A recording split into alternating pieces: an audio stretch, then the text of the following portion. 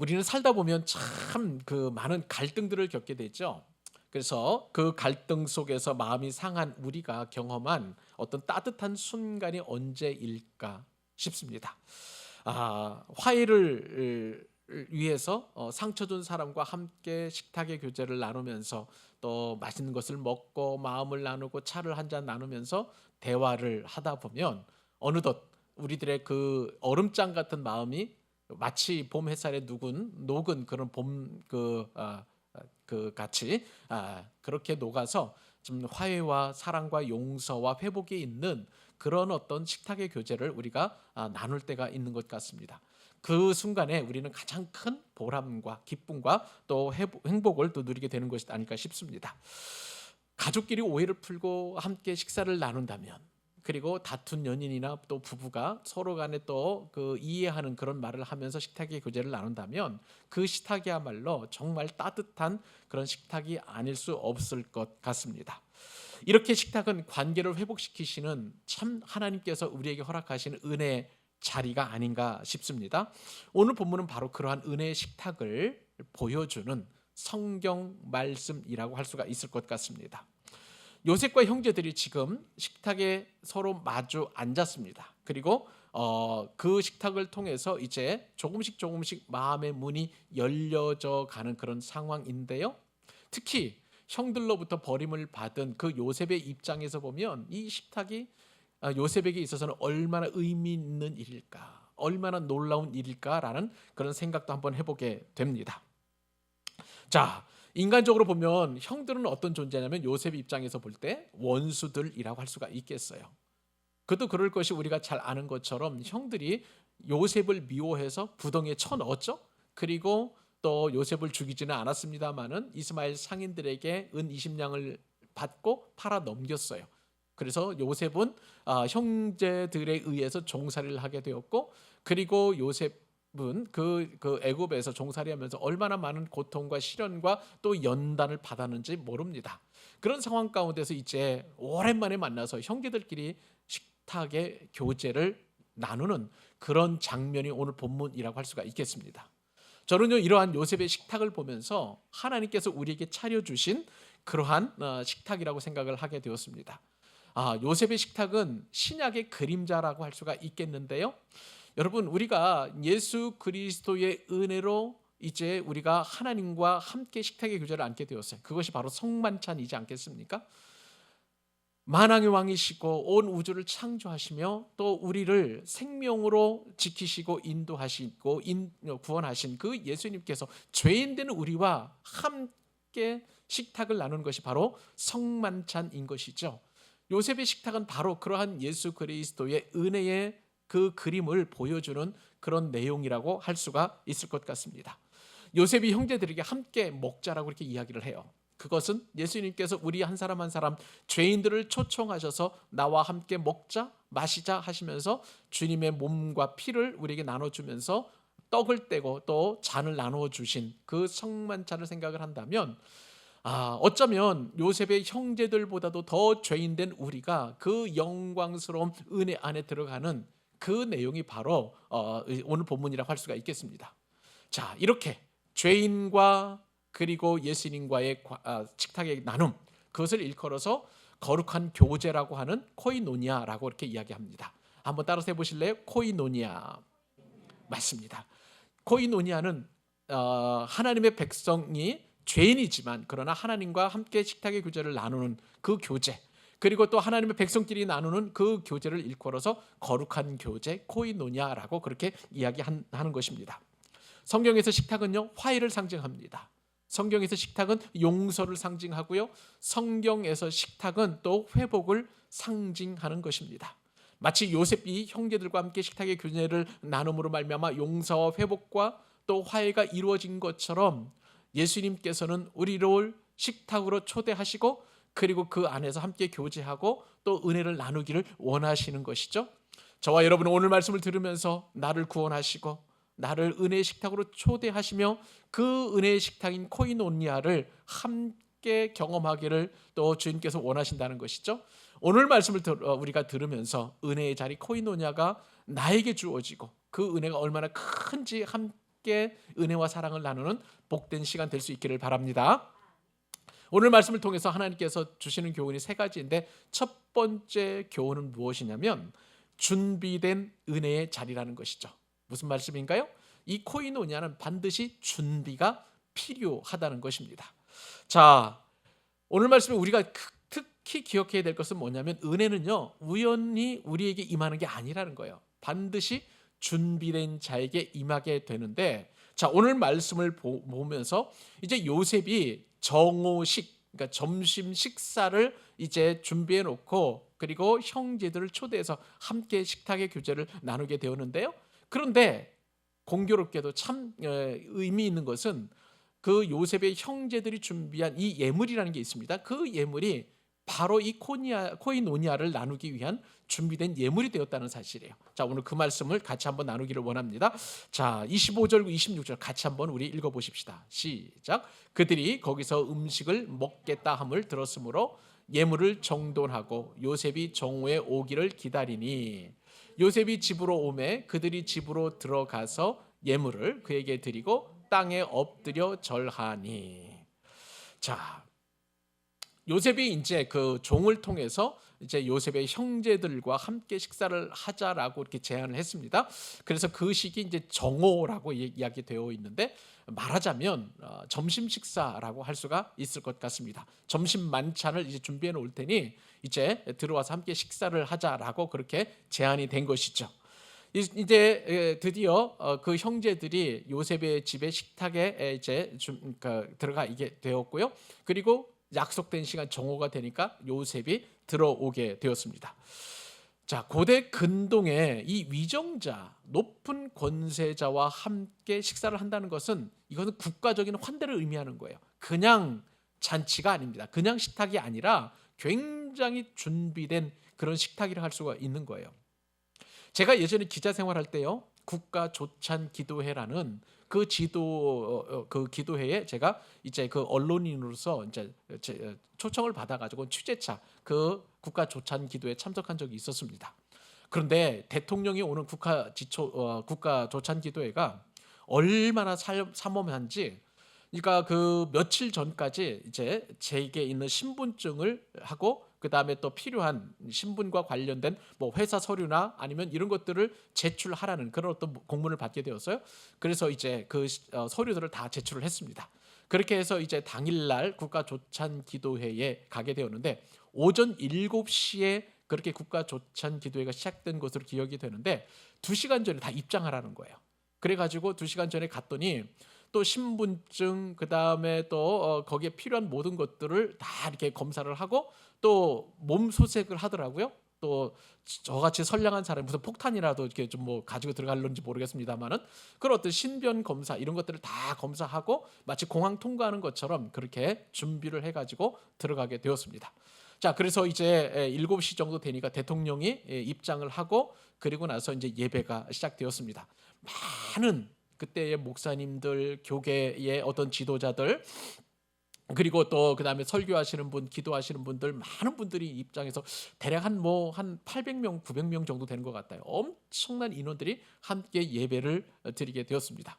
그리고 나서 예배 다 드리고 나서 이제 식사를 하게 되었는데, 그 많은 인원들이 다 식사를 하다 보니까 이거는 뭐 장관이라고 할 정도로 엄청난 그런 어떤 식사를 이렇게 하게 되었던 것을 제가 기억을 합니다. 자, 지금 대한민국의 대통령보다도 수천 년 전에 이 애굽의 최고 통치자 바로 밑에서 제2인자 역할을 했던 요셉의 이 만찬도 국가의 그 행사이기 때문에 굉장한 준비가 필요했을 것으로 저는 생각이 되는 거예요. 그러니까 이 요셉과 그 형제들이 나누는 이 만찬은 상당히 준비된 만찬이었다라고 할 수가 있겠습니다. 이처럼 사람과 사람과의 만찬도 준비되고 의도되고 의미 있는 그런 만찬인데, 하물며 하나님과 우리 사이의 그런 어떤 만남도 은혜로운 만찬이고 굉장히 준비된 만찬이라는 것을 우리가 기억할 필요가 있는 것이에요. 여러분, 우리가 하나님과 만찬을 나눈다는 것은 우리 인생에서 BC와 AD로 나눠지는 엄청난 사건임을 여러분 믿으시기 바랍니다. 이게 무슨 얘기일까요? 우리가 이 예배에 참석하는 거, 이게 하나님께서 우리에게 만들어 놓으신 귀한 만찬인데요. 이 만찬을 위해서 하나님께서는 만세 전부터 우리를 구원하시려고 예정하셨고요. 그리고 우리를 구원하시기 위해서 하나밖에 없는 하나님의 아들 독생자 예수 그리스도께서 십자가 사건을 통해서 우리를 구원하셨단 말이에요. 그리고 성령님을 통해서 우리에게 마음의 감동을 주시고 마음의 문을 열게 하시고 예수님을 나의 구주 나의 하나님으로 영접하게 하셨다는 사실입니다. 그러니까 이 예배를 우리가 드린다는 것은 하나님께서 얼마나 많은 준비를 하셨는지 우리는 가히 상상도 하지 못하는 것이고요. 이 예배에 우리가 참여했다, 이것은 우리 인생에 있어서 BC, Before Christ, 예수님이 오시기 이전과 AD, 에노 도미나이라고 하는데, 에노 도미니, 이것은 예수 그리스도가 이 땅에 오신 이후라고 해서 서기 전과 서기 후로 나뉘어질 만큼 우리 인생에서 굉장히 의미 있고 명확한 그런 사건이라고 할 수가 있는 것이죠. 그만큼 너무나 소중한 그러한 만찬이라고 할 수가 있겠습니다. 사랑하는 여러분, 우리가 죄인인 우리가 창조주 하나님을 만난다는 것은 그거는 정말 기막힌 일이라는 것을 여러분 꼭 기억하실 수 있기를 바랍니다. 우리가 예배를 준비할 때, 우리가 기도할 때, 우리가 성경을 읽을 때, 이것은 하나님께서 우리를 위하여 준비해 놓으신 영혼의 만찬인 것이죠. 그렇기 때문에 오늘 말씀을 우리가 기억하면서 여러분에게 축복하고 싶습니다. 날마다 기막힌 새벽을 맞이하실 수 있기를 바랍니다. 날마다 은혜로운 기막힌 예배를 드릴 수 있기를 바랍니다. 여러분이 성경을 펼쳐놓고 읽을 때에 그 하나님의 말씀이 날마다 매 순간마다 영광이 되고 기쁨이 되고 여러분에게 은혜가 될 수 있기를 간절히 소원합니다. 자, 근데 오늘 말씀을 다시 본문으로 돌아가서 당시 이제 애굽인이 이제 이방인과 식사를 하게 되었어요. 그런데 오늘 본문에 보니까 그 식사는 굉장히 구별되어야 함을 우리가 말씀을 통해서 깨닫게 됩니다. 오늘 본문에 보니까 애굽인이 히브리 사람과 함께 식사를 하게 된다는 것은 굉장히 부정타는 일이었기 때문에 서로 간에 식사하는 자리가 멀리 떨어져 있었던 것이죠. 그때 당시에 애굽인들은요, 세계 최고의 그런 어떤 민족이라는 자부심이 있었습니다. 그리고 애굽 사람들 이외의 다른 모든 민족은 야만인이고 또 그다음에 그 추한 이방인이었기 때문에 또 서로 간에 애굽인의 입장에서 보면 세계 최강의 민족이죠. 그 민족의 입장에서 보면 이방인들과 함께 식사하는 것은 정말 부정타는 일이었기 때문에 함께 식탁을 나누지 못하는 것이었습니다. 자, 그런데 제가 주목해서 본 말씀은 뭐냐면 그 식사의 자리에 식사하기 전에 이 요셉의 형제들이 애굽 총리에게 예물을 바쳤다는 거예요. 우리가 몇 주 전에 살펴본 그 말씀에 따르면 이제 야곱이 그때 베냐민을 허용하면서 보내라고 허락을 하면서 그런 동시에 또 뭘 준비를 했냐면 이제 그 애굽 총리에게 갖다 바칠 여러 가지 예물을 준비했습니다. 여러분 기억하시나요? 유향이 있었고요, 꿀도 있었습니다. 향품도 있었고, 그리고 비자와 그다음에 가나안 지방에서 나는 살구와도 같은 고급 과일이라고 할 수가 있겠죠. 이것을 준비해서 애굽 총리에게 갖다 주라. 사실 그것은 이 예물의 의미는 뭐였었냐면 이제 곡식 자루 안에 이제 곡식값이 들어가 있었기 때문에 혹시라도 자신들을 도둑으로 몰까봐 그것이 무서워서 그것을 만회하기 위해서 일종의 나름대로의 어떤 뇌물이라고 할 수가 있겠는데요. 그것을 준비해서 이렇게 보낸 그런 예물이었던 것이죠. 그런데 그럼에도 불구하고 이 예물을 이제 요셉의 형제들이 애굽 총리에게 갖다 바치고 그리고 절을 한 것이죠. 여러분, 요셉의 형제들이 요셉에게 절을 한 사건은 사실은 하나님께서 요셉에게 주신 꿈이 이루어진 것을 우리가 기억할 필요가 있는 것이죠. 여러분 혹시 기억하시나요? 창세기 37장 7절입니다. 거기에 보면 요셉의 꿈이 이런 꿈이 있었어요. 우리가 밭에서 곡식단을 묶더니 내 단은 일어서고 당신들의 단은 내 단을 둘러서서 절하더이다. 그렇죠? 자, 지금 그러면 이 꿈이 이루어진 거예요. 왜냐하면 이제 그 요셉을 향해서 요셉의 형제들이 다 절을 했기 때문에 그런 것이죠. 또 그 다음 말씀 이제 나중에 야곱도 오게 될 텐데, 자, 창세기 30장 9절에도 보면 또 다른 꿈이 있었죠. 요셉이 다시 꿈을 꾸고 그의 형들에게 말하여 이르되 내가 또 꿈을 꾼즉 해와 달과 11별이 내게 절하더이다. 이제 이 꿈은 이제 조금 이따 성취가 될 터인데, 요셉의 입장에서 보면은요, 예물을 가지고 자신에게 절하는 저 형제들의 모습을 보면서 하나님께서 자신에게 주었던 그 꿈이 이제 이루어지는구나라는 그러한 생각을 갖게 되었던 것이죠. 자, 이런 상황 속에서 이제 요셉의 형제들이 준비했던 이 예물은 이제 요셉과 함께 공교롭게도 식탁의 교제를 나누기 위하여 준비한 예물이 되었던 거예요. 물론 의도하지는 않았습니다.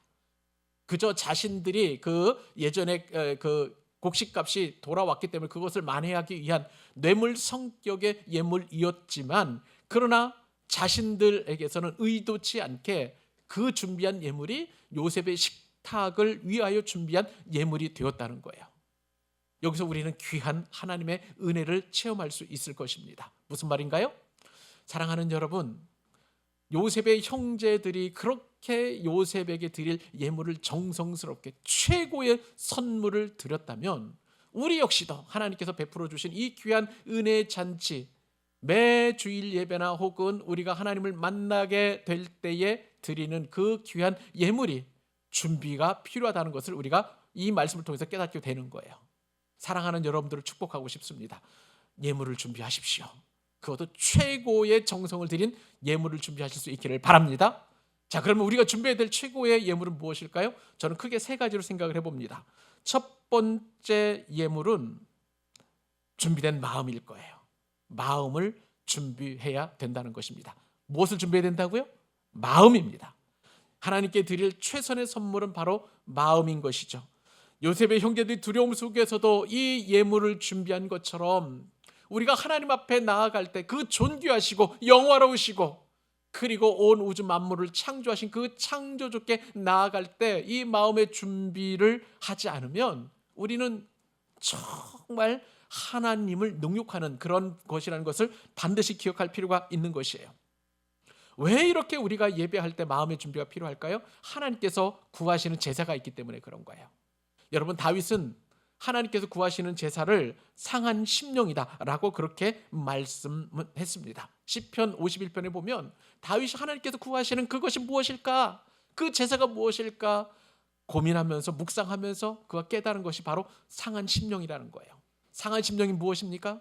그동안 내 뜻대로 내가 주인 노릇하고 그리고 내 의지대로 살아왔던 나의 모든 의지를 꺾고 이제는 주님 앞에 나올 때 하나님, 우리가 하나님밖에는 내가 대안이 없고 오직 하나님만이 나의 참된 주인이시며 오직 하나님만이 나의 삶을 인도하시는 구주이시며 또한 보혜사이시고 나를 도우시는 분이십니다라고 하는 가장 낮고 겸손한 마음, 깨진 마음, 내 자아가 깨지고 내 성격이 깨지고 나의 완악함이 깨지고 나의 죄가 깨지는 그 깨진 마음을 가지고 하나님 앞에 나아가는 것이 바로 상한 마음이라는 거예요. 여러분, 이제 우리 앞으로 이 말씀을 깨달은 이후에 상한 마음을 가지고 하나님 앞에 나아가십시다. 우리가 하나님 앞에 드려지는 그 예배를 드릴 때에 정말 다른 건 모르겠지만 준비된 마음을 가지고 주님 앞에 나아가실 수 있기를 바랍니다.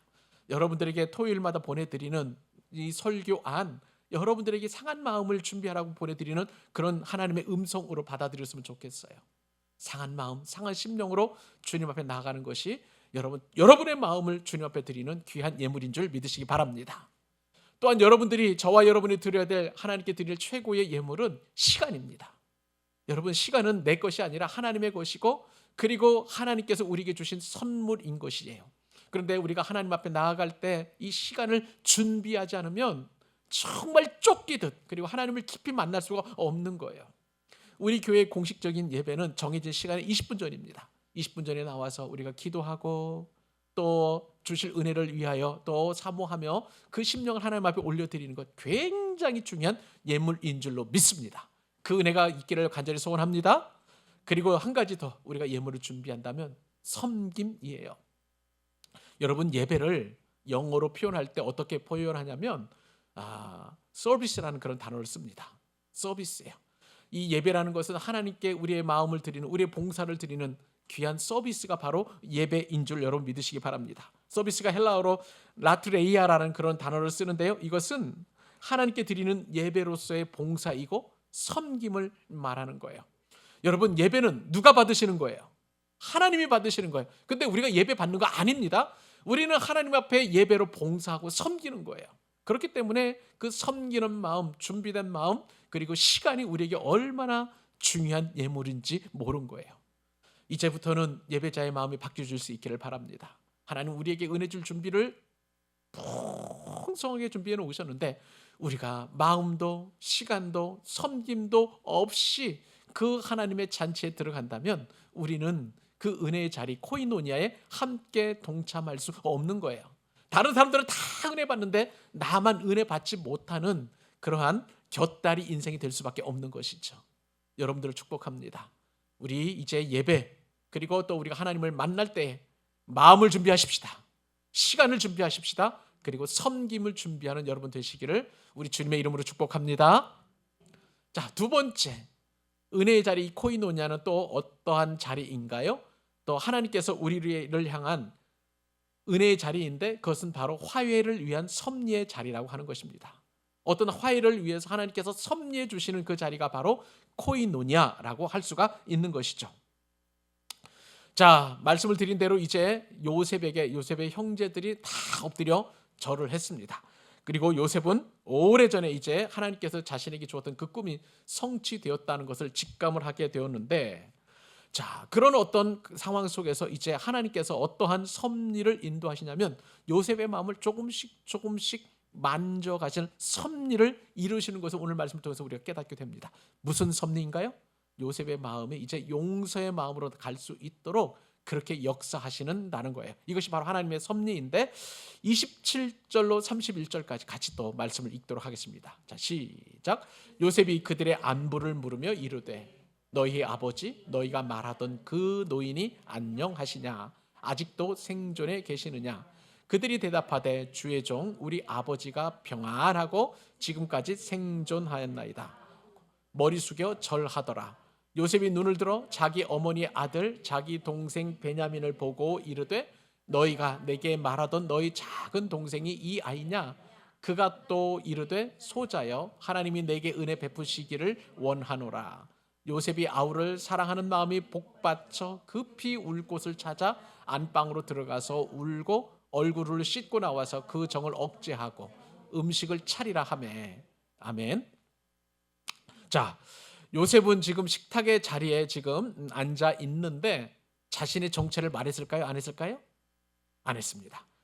애굽 총리인 자신이 요셉이라는 것을 아직 형제들에게 밝히지 않은 그런 상황 가운데 있는 거예요. 지금 요셉은 높은 자리에서 식탁 위에 있고 그 다음에 요셉의 형제들은 낮은 자리에서 아마 앉아 있을 가능성이 높습니다. 자, 그 상황에서 요셉이 그 형제들에게 무엇을 묻냐면 요셉이 그들의 안부를 물었다는 거예요.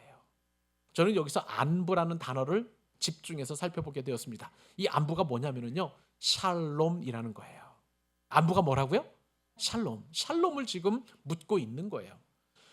이 샬롬은 그냥 단순히 안녕, 평안을 묻는 것 이상으로 굉장히 중요한 의미를 가지고 있습니다. 여러분, 이 샬롬의 의미는 요셉이 특히 오늘 본문에서 물었던 이 샬롬의 의미는 크게 세 가지 의미가 있는데 첫 번째는 뭐냐면 총체적인 평안을 묻는 거예요. 샬롬하면 우리가 그냥 단순하게 샬롬, 평안, 뭐 이렇게 안녕 그런 단어로 표현할 수 있습니다만은 그런데 원래 그 히브리인들에게 있어서 샬롬은 그리고 성경에서 말씀하시는 이 샬롬은 총체적인 안녕이라는 것을 말하는 거예요. 그냥 그 말로 그냥 안녕하세요라는 그런 개념하고 달라요.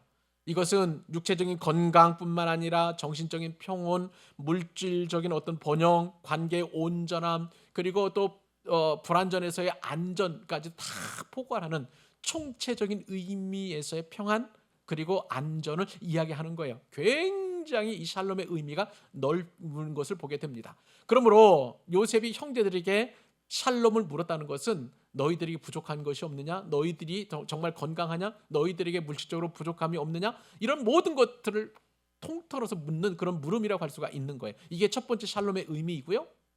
두 번째 샬롬의 의미는 관계 회복을 위한 물음이기도 한 것입니다.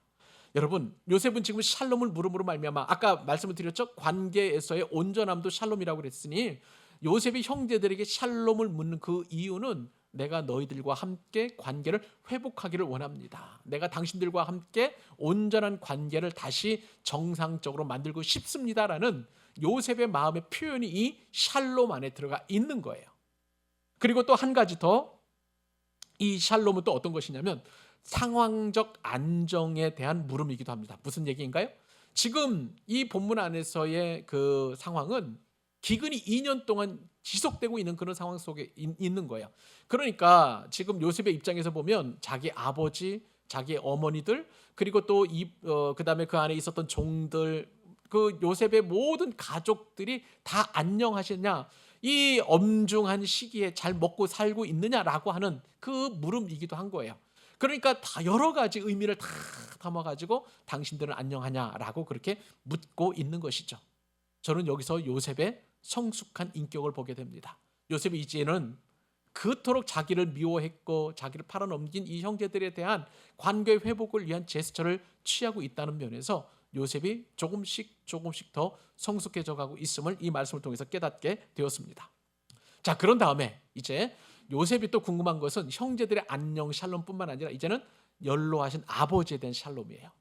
그래서 아버지 안부를 묻죠. 너희 아버지, 너희가 말하던 그 노인이 안녕하시냐. 안녕도 뭐라고요? 샬롬입니다. 그 아버지께서 샬롬 하십니까? 라고 지금 묻고 계시고, 아직도 살아계십니까? 라고 지금 그렇게 묻고 있는 것을 보게 됩니다. 그러니까 이 물음에 대해서 요셉의 형제들은 가만히 있을 수 없었어요. 절을 할 수밖에 없었습니다. 왜냐하면 아버지의 안부를 묻는 저 지체 높은 애굽 총리에 대한 감사의 마음으로 그렇게 이제 고개를 숙이고 있는 것이고요.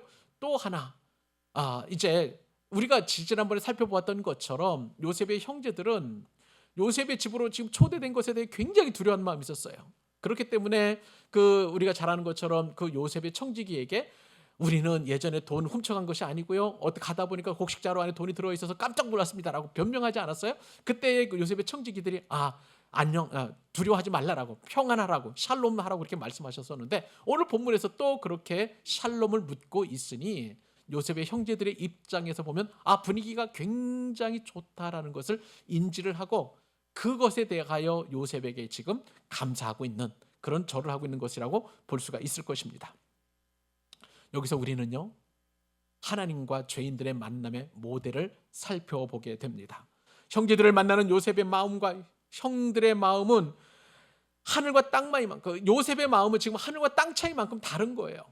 지금 요셉은 풍성한 잔치를, 많은 음식을 준비해 놓고 함께 식탁을 나누려고 하는 기쁨의 그런 마음인데, 형제들의 마음은 조마조마하고 두려워하고 무섭고 하는 그런 마음이었었는데, 이렇게 분위기가 점점 좋아져 가는 그런 상황이니 요셉의 형제들 입장에서 보면 굉장히 즐거운 그런 일이 아닐 수 없는 것이죠. 이것이 바로 하나님의 섭리인 줄 믿으시기 바랍니다. 요셉에게 있어서 얼마든지 형들에게 보복할 수 있고, 얼마든지 형들을 강제적으로, 그리고 그 죄를 물어가지고 뭐 즉결 처형을 한다고 해도 전혀 문제가 되지 않을 그런 상황이었는데, 요셉은 마음을 풀고 이렇게 형제들을 용납하고 용서하는 방향으로 조금씩 옮겨가고 있다는 것은 하나님께서 요셉의 마음을 주장하시고 섭리하시고, 그리고 요셉의 형제들의 마음도 두려움에서 화평으로 넘어가는 섭리하는 과정임을 우리가 말씀을 통해서 깨닫게 됩니다. 자, 이렇게 분위기가 좋아지는데 요셉이 이제 마음에는 누구가 집중하게 되냐면 누구일 것 같습니까? 요셉의 친동생 누구일까요? 베냐민이에요. 베냐민이 유독 눈에 들어오게 되었던 것입니다. 요셉이 쭉 형제들을 보니까 이제 그 11명이 이제 앞에 이제 앉아 있는 것이죠. 근데 베냐민을 보니까 그 감정이 북받쳐 오르는 거예요.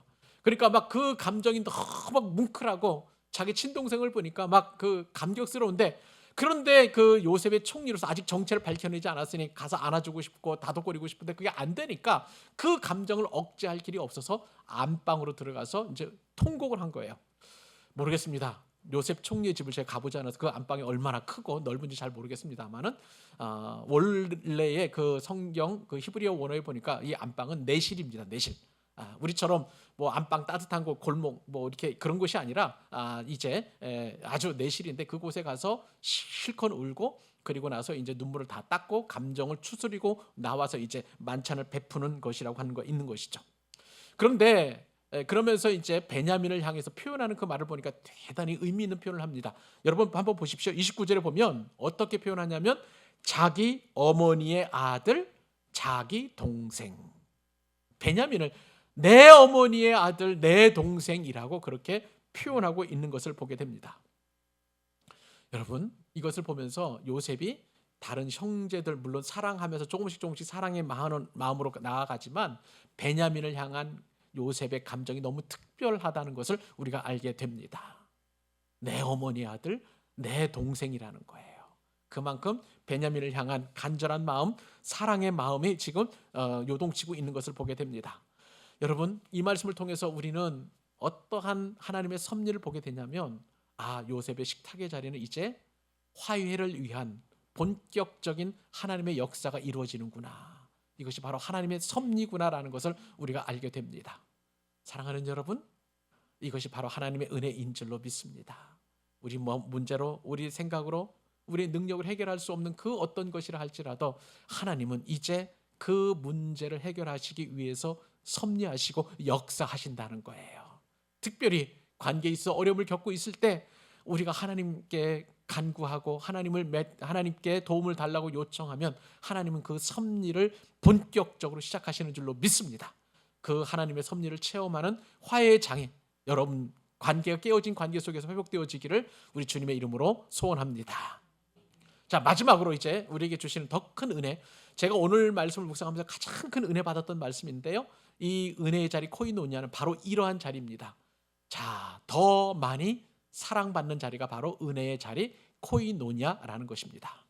형제들도 사랑받지만 그런데 베냐민을 보면서 더 큰 사랑을 받는 그것이 바로 은혜의 자리 코이노니아의 자리라는 거예요.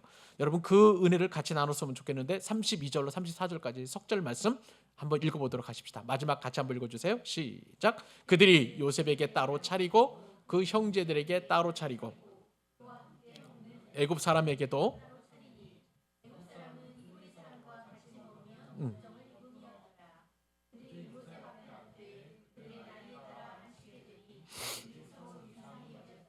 요셉이 자기 음식을 그들에게 주되 베냐민에게는 다른 사람보다 5배나 주매 그들이 마시며 요셉과 함께 즐거워하였더라. 아멘. 자, 형제들과 함께 지금 식탁의 교제를 나누는 요셉, 형제들이 함께 식사를 하는 자리가 몇 년 만인지 아세요, 여러분? 놀랍게도 한번 계산해 보세요. 여러분 말씀을 드릴게요. 자, 요셉이 이제 애굽에 팔려나갈 때, 이스마엘 사람들에게 팔려나갈 때 그의 나이가 17살이었어요. 그치? 그것이 이제 우리가 알고 있는 요셉의 나이였고요. 그리고 나서 이제 다시 요셉이 감옥에서 술 맡은 관원장의 추천을 받아가지고 애굽 앞에 서서 그가 총리가 되었을 때에 출애굽 창세기죠. 창세기 41장 46절에 따르면 그의 나이가 몇 살이라고요? 네, 30세예요. 그러니까 17세에서 30세 빼면 13년이 이제 일단 지나간 거죠. 그리고 나서 이제 이 본문까지 이제 나오게 될 때에 7년 풍년, 7년 흉년이 있다고 그랬어요. 그죠? 그러면은 지금 흉년의 기간이니까 7년 풍년은 다 지나간 거예요. 자, 그러면 13에다가 7년 더하면 몇 년입니까? 20년. 그런데 나중에 지금 요셉과 함께 이제 식사의 교제를 나눈 이 시간에 나중에 이 형들이 다시 가나안에 가서 아버지 야곱을 모시고 오죠. 야곱에게 요셉이 그 나이를 소개하지는 않지만 어떤 얘기를 하냐면 그 이야기를 할 때 이 땅에 흉년이 든 지 2년째라고 그랬어요. 자, 그러면 20년에다가 2년을 더하면 몇 년째 만에 식사를 하는 거예요? 22년입니다. 22년 만에 지금 처음으로 형제들이 다 모여서 12형제가 지금 식탁의 교제를 나누는 그런 코이노니아를 나누는 그런 시간이 되었던 것이죠. 그런데 이 식탁이 굉장히 이상합니다. 왜 그러냐면 식탁이 세 군데에 차려져 있는 거예요. 첫 번째는 아까 말씀을 드린 것처럼 애굽 사람은 히브리 사람들과 함께 밥을 먹으면 부정하기 때문에 요셉은 따로 상 위에다가 이렇게 크게 차려놓았겠죠. 그리고 음식을 아마 뷔페식으로 만들어 놨던 모양이에요. 왜냐하면 요셉의 식탁에서 음식이 이렇게 나눠졌다는 것을 보게 되면 요셉 옆에 엄청난 그런 뷔페식이 지금 차려져 있는 것으로 이렇게 보여집니다. 그러니까 애굽 총리니까 얼마나 많은 음식이 차려졌겠어요? 자, 그런 다음에 이제 형제들이 따로 식탁에 차려졌는데 그런데 형제들이 이상하게 생각한 것이 있어요. 한 번도 자기 형제들의 서열을 이야기한 적이 없는데 보니까 팻말이 아마 다 적혀져 있는지는 모르겠습니다만은 그 연장자 순으로 장유 유소대로 그냥 식탁의 자리가 쫙 배열이 된 거예요. 첫 번째 형 르벤, 두 번째 형 시몬, 세 번째 형 레위, 네 번째 형 그 누구예요? 유다. 뭐 이런 식으로 해가지고 스불론 이런 식으로 쫙 깔려져 있는 거예요. 그러니까 형제들의 입장에서 보면 우리들이 한 번도 얘기한 적이 없는데 서열대로 이렇게 식탁에 마련되어 있으니 형제들이 서로 이상할 수밖에 없는 것이죠. 그래서 본문에 보니까 이상하게 여겼더라 그렇게 나와 있습니다.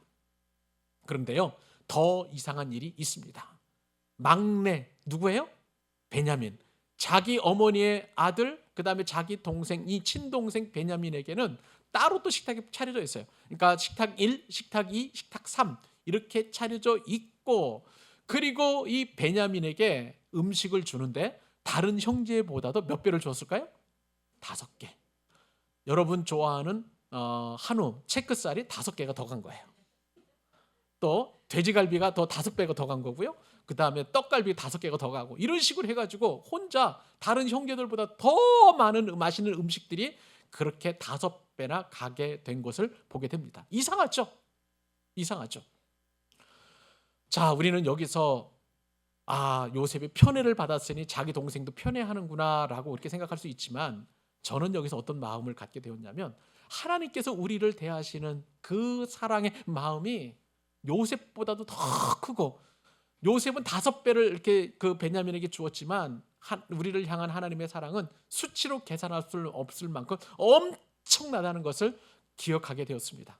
사랑하는 여러분, 하나님께서 여러분 한 사람 한 사람을 배려하시고 여러분들에게 잔치를 베푸실 때에 그 사랑으로 여러분을 사랑하시는 줄 믿으시기 바랍니다. 우리는 어쩌면 하나님의 사랑이 없다고 늘 갈급하고 다른 사람들에게는 많은 은혜가 있는 것 같은데 나는 왜 이렇게 하는 일마다 안 되고, 몸도 아프고 또 그 다음에 승진도 안 되고 뭐도 안 되고 이런 쪽으로 우리에게 늘 눌려 있는데, 하나님 그렇지 않다는 거예요.